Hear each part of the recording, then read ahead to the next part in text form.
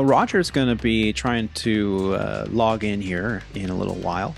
But today, we actually have a fantastic guest that I mentioned in the intro. Our next guest joined us on Flight 27, Apaches, C-12s, UC-35Ss, and Battalion Commander. Again, with these long titles that I used to use, man. Don't let me do that again, guys. That is when we discovered that Colonel Terry Schooler's aviation journey started with a visit to his high school guidance counselor and later led him to a career in the service of the U.S. Army. Terry is here to tell us all about his recent experience at RTAG, or Rotary to Airline Group, a veteran aviation 501c3 nonprofit that helps all veterans, regardless of experience, jumpstart their post-military career in the world of aviation. Terry, it's fantastic to have you join us here today. And how you doing? Hey, Tony. It's great to be back with you guys. It's been a while.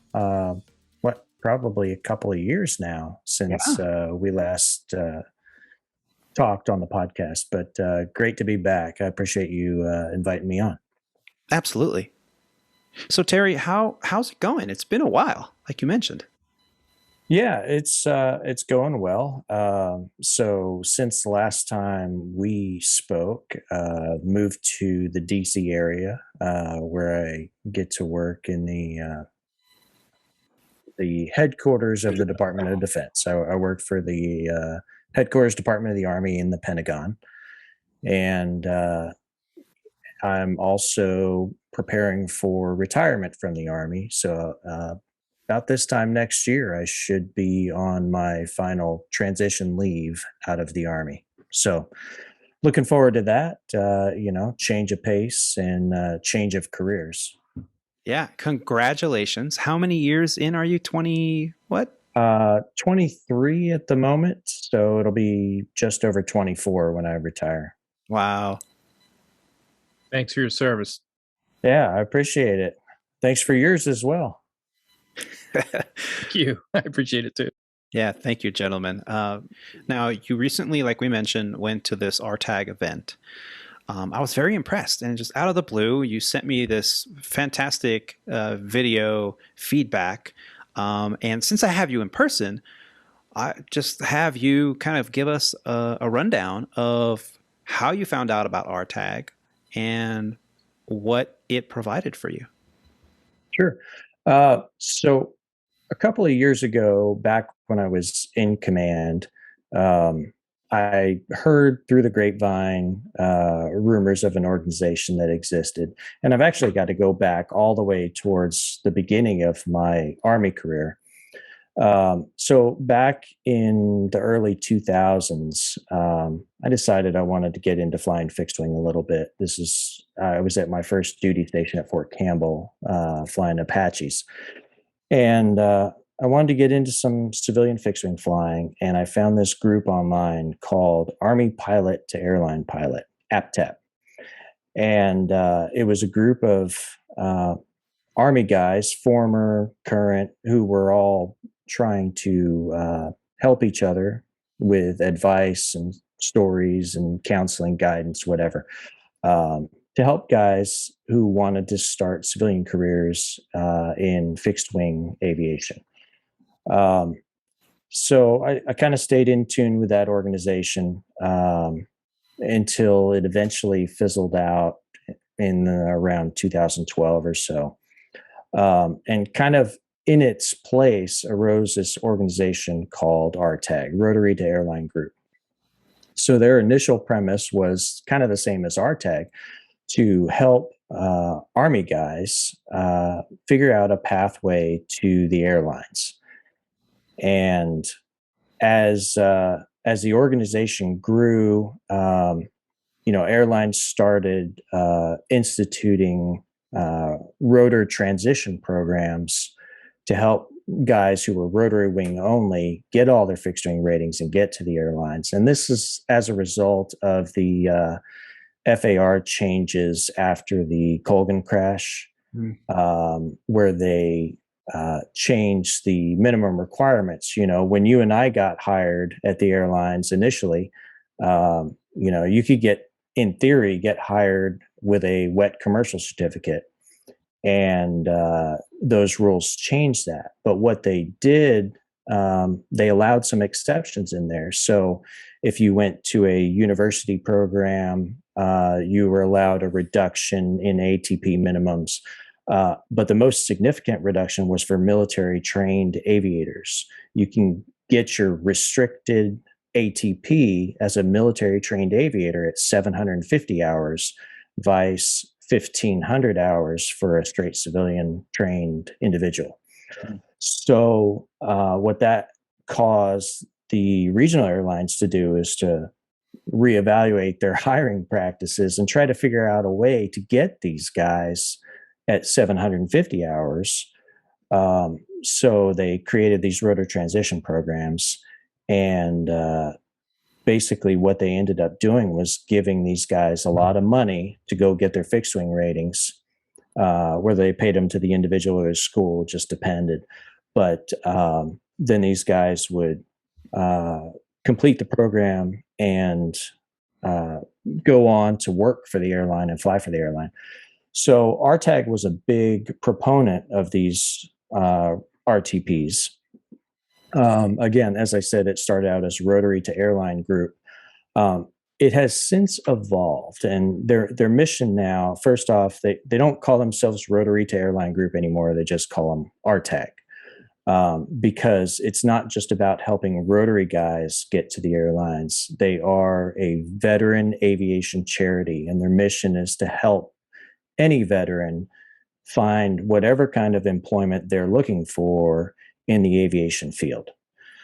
So with that, they've hosted a few conventions in the past. I've not had the opportunity to go until this year as I near retirement, and I'm trying to pursue civilian flying once I retire.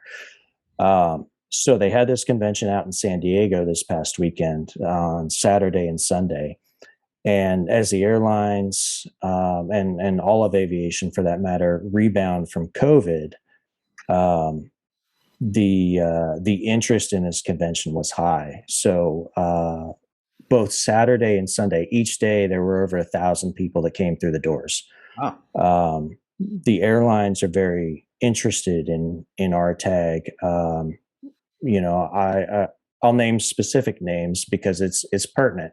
There were two of the legacies were there, American and United. You had some of the low-cost carriers, JetBlue, Spirit, Frontier, many of the regionals, whether they were American regionals or United regionals or whoever. I mean, I could start naming them: SkyWest, Mesa, GoJet, Endeavor, you name it. Most of them were there. In addition to that, they had flight training organization. Oh, before I go to them, there were fractionals and Part 135, FlexJet, NetJets, Wheels Up. So, I mean, and then there were also the flight training organizations, lots of different flight schools who are the beginning part of this process where they help individuals get their ratings so they can go on to these aviation careers. There were helicopter operators, these helicopter EMS operators, because a lot of these guys, they love flying helicopters. They want to continue flying helicopters. So RTAG isn't just about getting to the airlines. It's about continuing an aviation career. And it was just amazing, the turnout. So the convention itself is not limited to veterans. It was open to everybody. Now, they did ask for a small donation at the door if you weren't a veteran, $25. When you go to some of these other conventions, and not trying to say anything bad about conventions like Women in Aviation or NGPA or OBOP or any of those, but you're paying a lot more than $25 to get in the door. So it was just amazing, the different companies that were there, the different organizations, and it was a great convention. I can't thank the founders of RTAG enough for all the work and all the volunteers that worked on putting the convention together. It was fantastic. So I mean, it looks like you had a fantastic time. You and I were going back and forth a little bit while you were there. Anything promising happen? I've got some leads for myself. Perfect. Nothing firm as of yet. I spoke with the two majors there, and having not flown in 2.5 years, that's what I have to work on. But I was able to find some other organizations that might be able to assist me with that. So, more to follow. Yes. Fantastic. And we look forward to hearing about your success. I have a good feeling about it. I mean, between your resume, your background, your experience, and your leadership, any carrier would just be lucky to have you. Very fortunate to have you. So I appreciate that. Yeah, you're in a high demand field right now, and as you're getting ready to retire from a long and very fruitful military career, I wish you all the best to find a career in aviation. And I gotta tell you, I really hope that legacy is an option for you, because we'd love to have you. It definitely is. We'll see how that turns out. Yeah, we need guys junior to us too, so hurry up. Yeah, 2,200 next year. Just I'll be the guy on the bottom of the list, holding everybody else up. You'll be the guy at the door, high-fiving everybody coming in. Come on, man, come to work. Yep.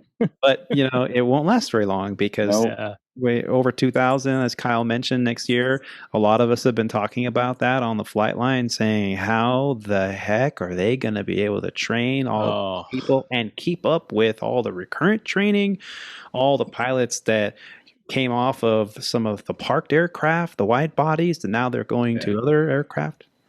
Yeah, the cadet, Terry, I just want to tell you, we have, I work a lot with our legacy cadet program, and I have cadets right out of high school all the way up through mid-30s getting their ratings, and all different levels are moving up through the ranks at regional and the legacy carriers. And I have a lot of friends now that are civilian corporate 135 pilots that have been getting calls for interviews from all the different legacies here in the state. So just keep those apps updated, Terry. Keep flying, and you'll be somewhere before you know it. Yeah, definitely. It's Terry, I'm looking forward to it. Now, Terry, next year you're going to go through the transition of retirement. If you were offered a position here in the next, let's say, few months, would you be able to accept that position, or does your career in the military still have you full-time doing that? Yeah, so I'm full-time until late September of 2022. So even if I were offered a position, but on all my applications, it states that my availability is the first week of October. So